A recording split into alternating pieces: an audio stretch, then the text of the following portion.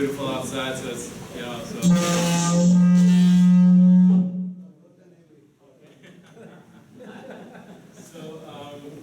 My name is Kashif-ul-Huda. I live in Boston. I work in a biotech company and also run this news website. I started this news website called twocircles.net, which is focusing on Muslims of India. This is how we started, but now we cover Dalits and Adivasis and women, other marginalized sections of the society.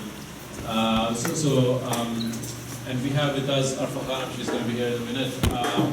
And she comes from India. She's a journalist based in India, and she has worked for some of the very important news channels in India, like NDTV, which is very famous in India, Rajya TV, and then also, there's a Bollywood actor, Amir Khan. He used to do a series of program called Satyamev Jayate, where he will highlight different social problems of India.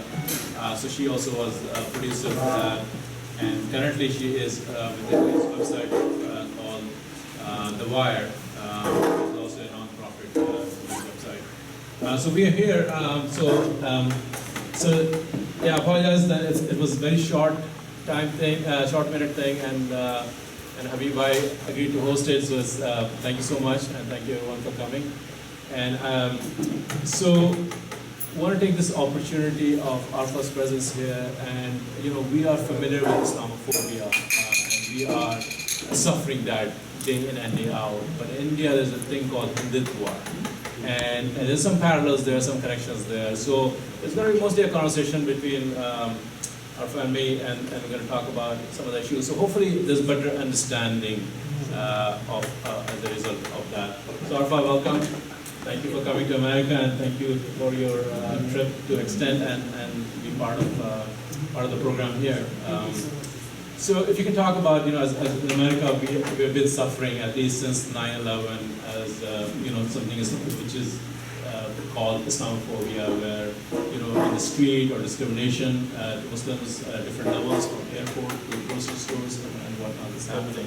So that's something real for us that we are pretty much every day we're feeling. So in India, Hindutva is another ideology which is actually pretty older than, say, what Islamophobia came to. So if you can tell us a little bit more about it and see if you see any parallels, any similarities, differences between the two. Thank you for inviting me here and giving me an opportunity to air my views and exchange views. I'm also more interested in listening to you than talking about myself and my work and what I think about. Basically, what I think about Islamophobia, the difference between India and America is that Islam is not alien to India. Islam is an indigenous religion. So theoretically, if you see, then for anyone to have any kind of phobia of a people, a particular race or particular religion, you know little about that person. You have absolutely no interaction or very little interaction with that group of people in order to have phobia.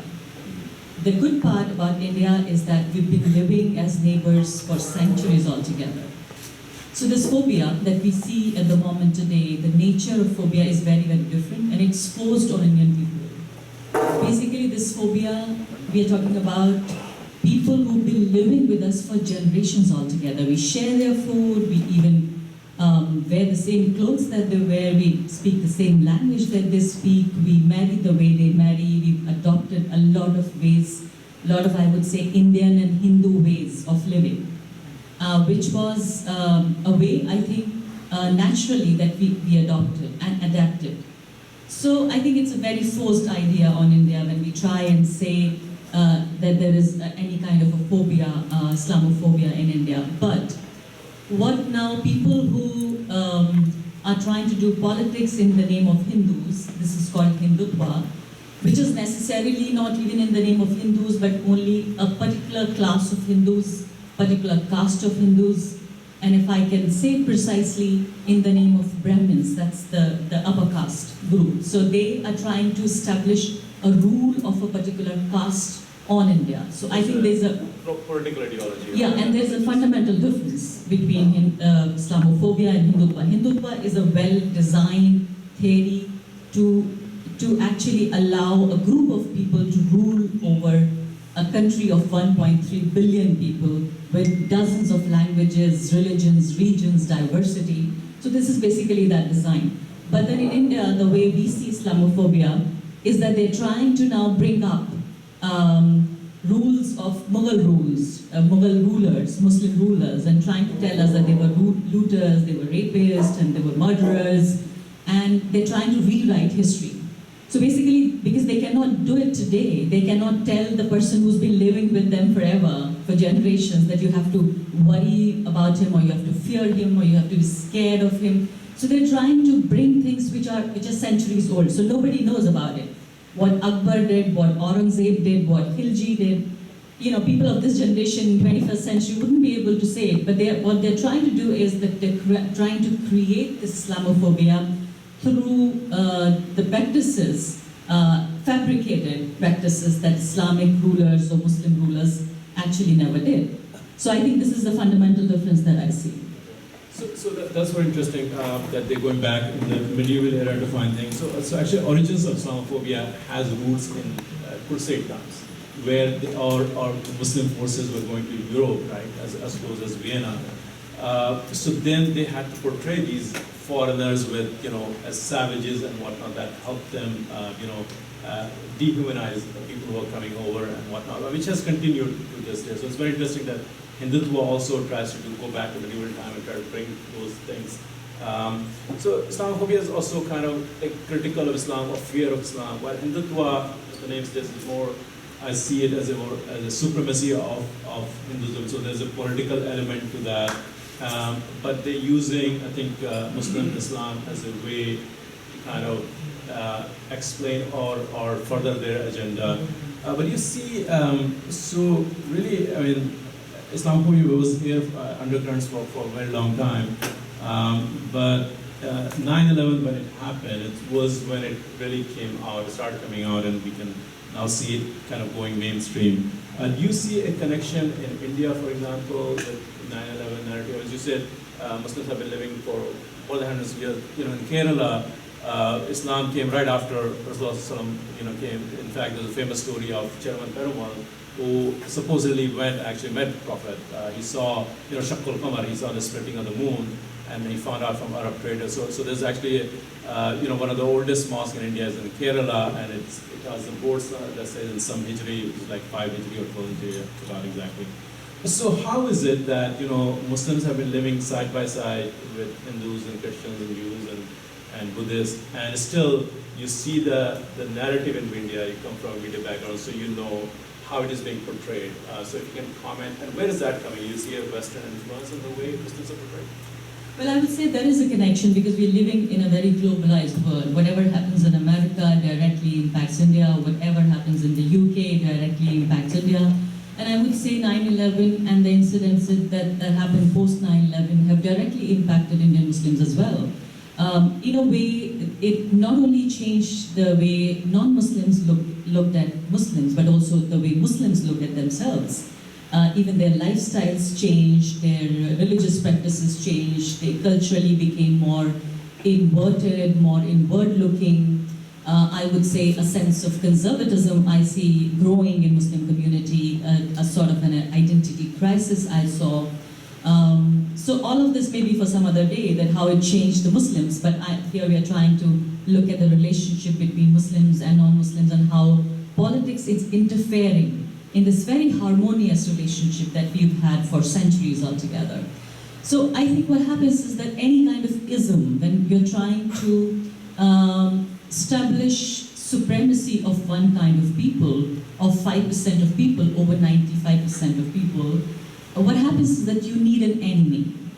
Now, when Muslims and Hindus, they live together side by side as neighbors, as friends, sometimes even relatives, they also marry into each other. You meet them always in your class, then you go to office, you meet them again, you go to shop and you meet them again. So you are interacting with them on a daily basis, on an hourly basis.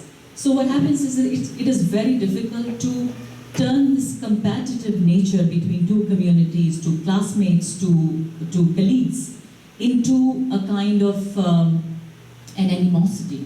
Suppose if there are 5 shops in an area and 3 are, or maybe 2 are owned by Muslims, if those 2 then 3 are going to be benefit out of it. So it would be, I think, very, very likely, very natural for us to assume and think that as a human, you wouldn't be very ethical or moralistic about it, but you would rather want those 2 people to go away so that your business progresses better.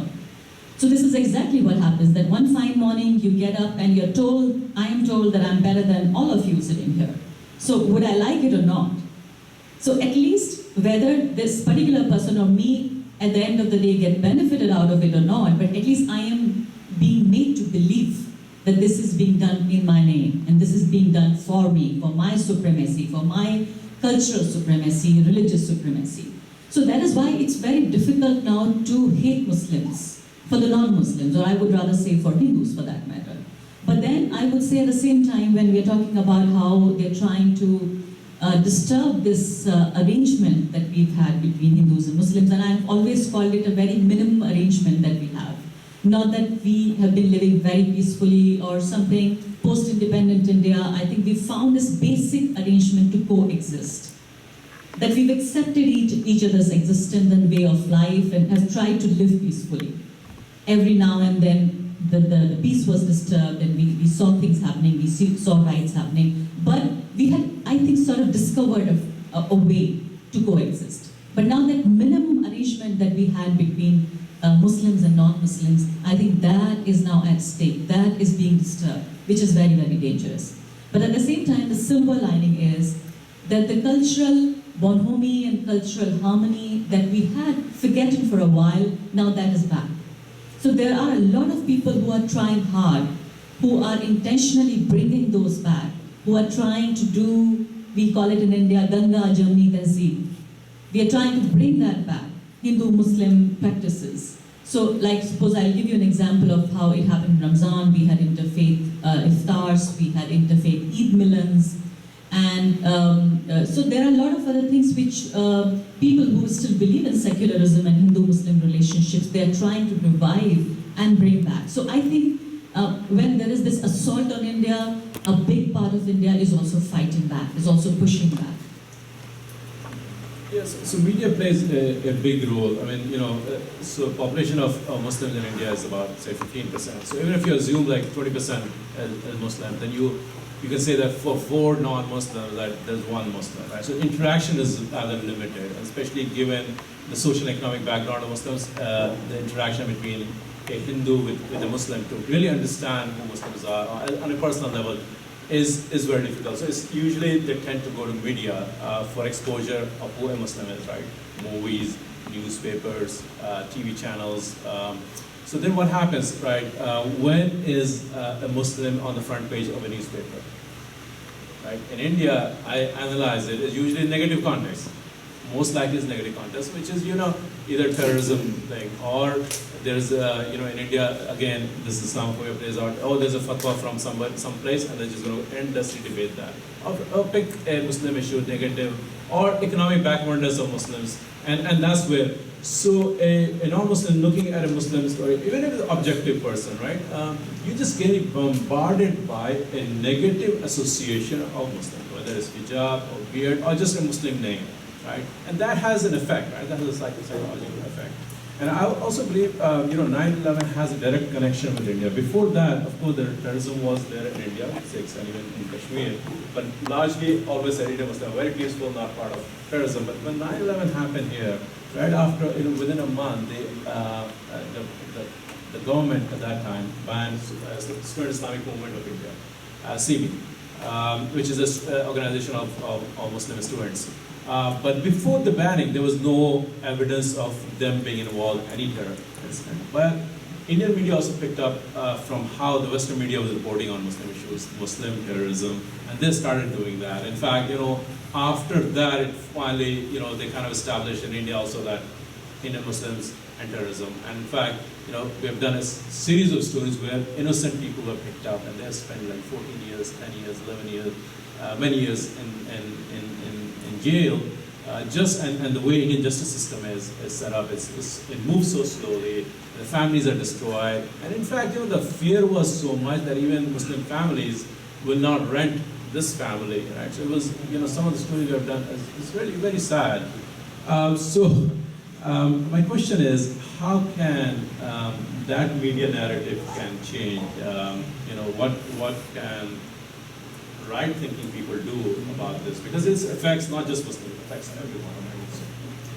I think it's a very interesting question, and I was wanting to explain that to you, that I have a theory in the last 4 years, what the ruling dispensation has done, and the largest cultural organization that's ruling India now. I have a theory that they have tried to project this image of Muslims, that they try to demonize Muslim men and patronize Muslim women. When I say this, what I mean is that the Muslim men are projected as bad Indians, not Indian enough, as oppressors, invaders. Even when they invoke Muslim rulers from centuries ago, they try to say that only, that they actually had sort of legally or illegally or forcefully married and Hindu women, raped them, invaded this sacred land, because there is this theory of land being sacred also in Hinduism, and they try and exploit that sentiment. So the Muslim man is a bad man, but a Muslim woman may not be a good woman, but she's an oppressed woman. She's a woman who needs to be liberated. Liberated from triple talaq, liberated from the oppression that is being done by their own men. So they raise issues like triple talaq, like halala, like multiple marriages, and they say that if all of this is done away with, then Muslim women would be the most empowered lot. So the problem is that by doing that, there are two objectives that they're trying to achieve. First of all, they are telling the non-Muslim audience, the non-Muslim citizens, that we are trying to rein in the Muslim men, the troublemaker, the bad people, and also trying to project this image of India that they are trying to bring one nation, one law. And then they scare away non-Muslims by saying that Muslims want to implement Sharia law in India. And Sharia wouldn't be limited to just Muslims, but they will try and spread it to even non-Muslims. So there is this theory of demonize Muslim men and patronize Muslim women. And I'm telling you, they're very successful in doing that. Very, very. Even well-meaning non-Muslims and Hindus, they trust that Muslim women are oppressed. So when somebody like me, or somebody like me, or there are dozens of others, when they speak, they hate me for saying things. They hate me for existing. They hate me for having a voice. They hate me for having an opinion. Because I'm supposed to be a victim of triple talaq, of multiple marriages, of oppression by my own family members. So when they do that, and mind you, Muslim women are one of the most backward lot in India. In terms of education, socio-economic background, out of 100 women, there is only one Muslim graduate, women. So you can say that how bad it is, but then when you try and establish this theory of demonize and patronize, then you try and do away with the responsibility of a government, which usually will have, to educate women, to give them jobs, to empower them socially, educationally, and economically. Because you're trying to project this image that if Muslim men stop oppressing their women, then all will be well. Yeah, and another thing is, because when the community is under siege, right, also some of the reforms, some of the issues of the community that as a community we should come and talk about it, that also get suppressed because, there's an immediate threat now to the survival. So that also becomes, internal dialogue becomes very difficult to have in this era, in this age of feeling that you're under siege. So maybe one question is, what is wrong with media globally? Why do they always demonize? Journalism used to be a very noble profession. Even in America, you have a lot of great examples, a lot of great stories that people have done. In India also, we have, people consider it as a noble profession, right? And being credible. But we can see now with the rise of social media and, in a way, just putting people in the box and not letting them come out, right? And that's something you also face. As you mentioned that, you have a voice and you don't fit the stereotype, then it becomes very difficult for them to place you somewhere, right? So is this something inherent in the media business that's driving this way of conversation or shaping narratives that the community has to be humanized? I think Muslims are very interesting people. It's just that there's so many things about them. They have such happening lives that there is so much to talk about them. They are not boring people. So I think this is one of the reasons that whenever you discuss Muslim issues, especially when you discuss Muslim women, there is a lot of interest in people to know about them. And there is a lot of interest in people in knowing about some kind of random practices which they never practice actually, some kind of stuff that they think that they don't know about their neighbors.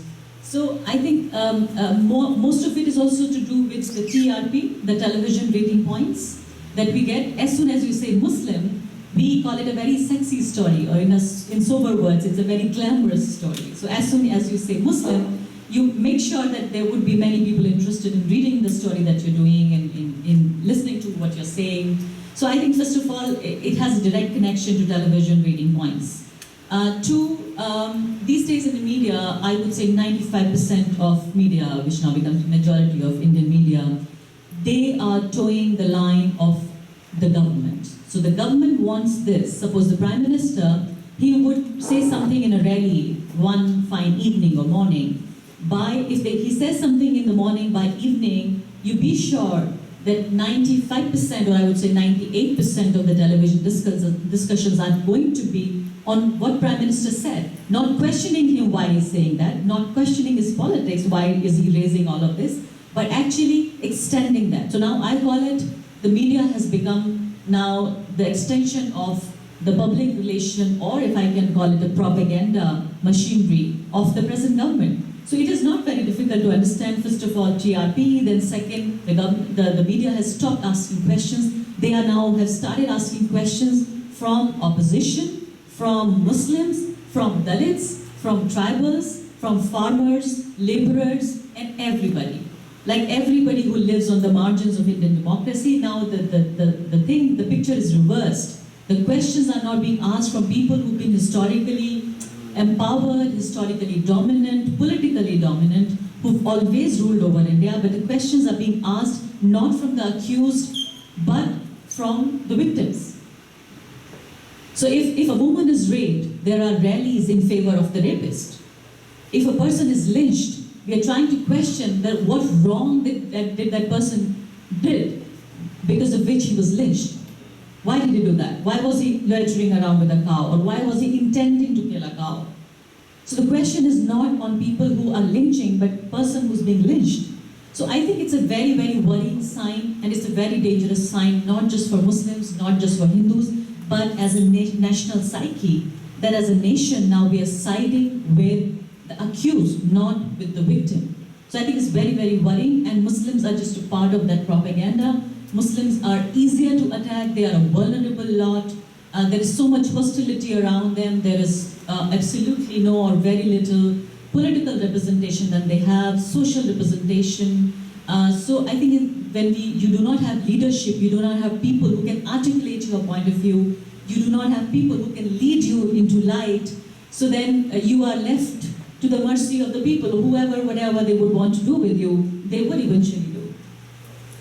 So there's also a bigger danger, and we can see it next to India, for example, Burma or Myanmar, with what's happening with Rohingyas, or north of us, Uyghur Muslims, how they are being pushed to the margins, right? Their whole citizenship has been questioned, and they've been expelled out of our country, that you don't belong there. So something similar is happening in India, right? So that's why it's important to fight that demonization that's happening right now, instead of just giving up and waiting for the government to change, because it could lead to more drastic things. So if you can highlight, maybe tell us about what's Assam, what's happening with the citizenship register. I think it's an extremely important question.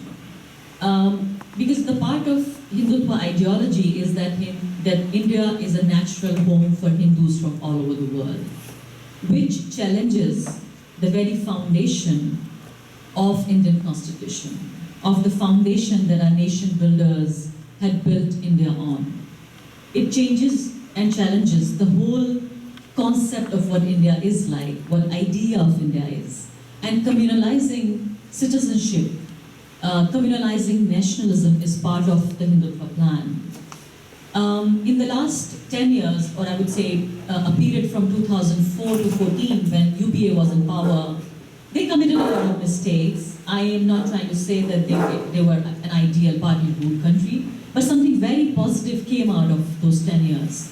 And that positivity, which I want to tell you, is that from 1947 until 2000s, we were still struggling on existential issues, that how to be safe in India and our religious rights. But in those 10 years, there was a very positive development, and the development was that we had learned the modern language of education, of empowerment, and of rights. That now beyond the existential issues, we would ask to be educated, we would ask to be given jobs, we would ask basically to just to be able to have a life of a normal Indian. So this had gained momentum, and there was a lot of advocacy around Muslim rights. So we were discussing that we had started speaking the modern language. But now from 2014 to 2018, we are back to our existential questions: how to ensure physical safety, do I have the right to exist, am I even a citizen? So now we were talking about rights, and now here we are talking about citizenship. So we are back to the old dark gallows, where you're not sure about yourself. You are not sure whether you are going to remain in India for the next 5 years or so. Because this is the NRC is a thing, it's a national registration council, I think, or committee of citizenship, yeah, NRC. So, which means that now the citizens have the burden of proof, that they will have to prove that they are Indian citizens. I'm sure if this is implemented in rest of India, leave aside Muslims, anybody, I would say 95% people will fail to provide any kind of authentic documentation to prove that you are an Indian, that they are an Indian. It's very similar to getting hold of a person, putting him in jail on murder charges, and then asking him to prove that he did not commit this murder. So the burden of proof should be on the government to say that we prove that you are not a national. But it's actually the other way around. It's a very dangerous game. It is communalizing the whole idea of India.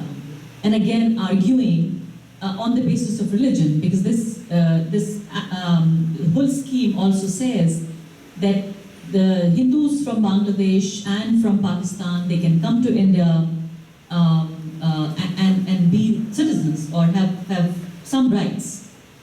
But it is not open to non-Hindus, which is a direct challenge and threat to Indian Constitution.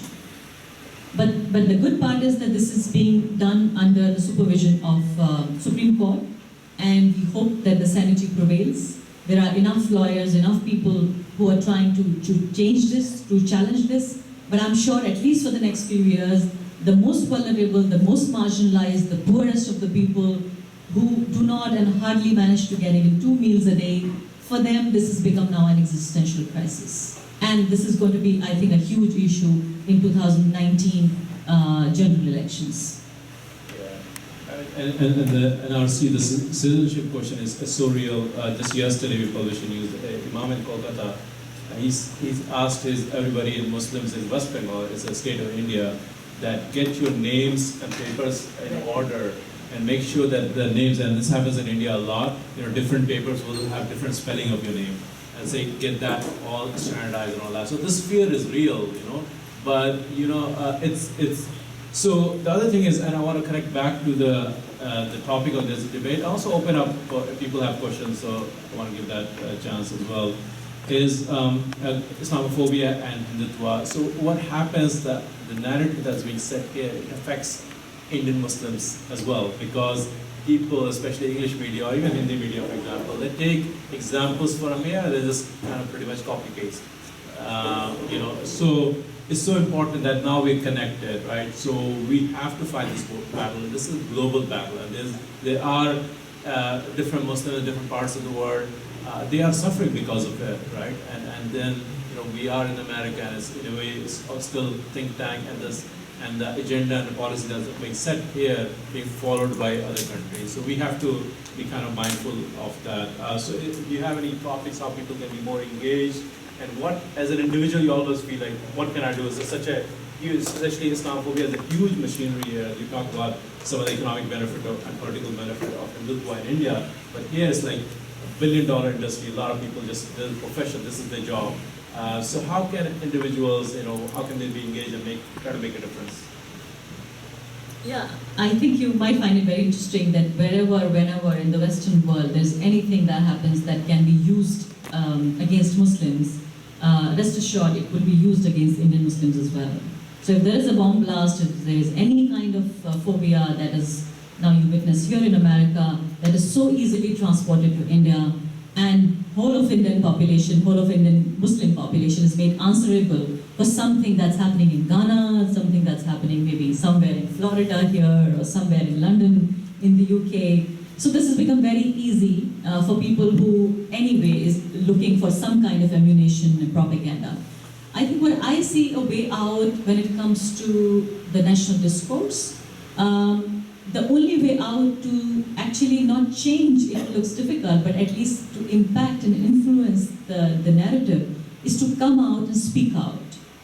And this is now beginning from social media to our real lives, or sometimes real lives to social media, but more superficially it's created on social media, much of it on Twitter, and then the tweets are a screenshot, they take the screenshots of the tweets, or sometimes even Photoshop them and circulate through the WhatsApp.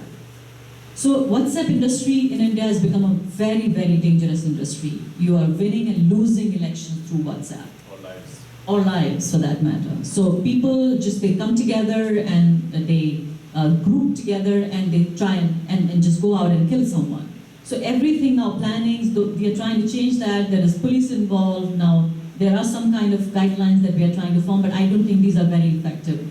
So what educated Muslims can do, and for Muslims who are living here and have roots in India, what they can do, I think, is to have their presence felt on social media. Try and argue on behalf of those who can't argue for themselves, who do not have the power of education, who do not have power of technology, who do not have power of articulation.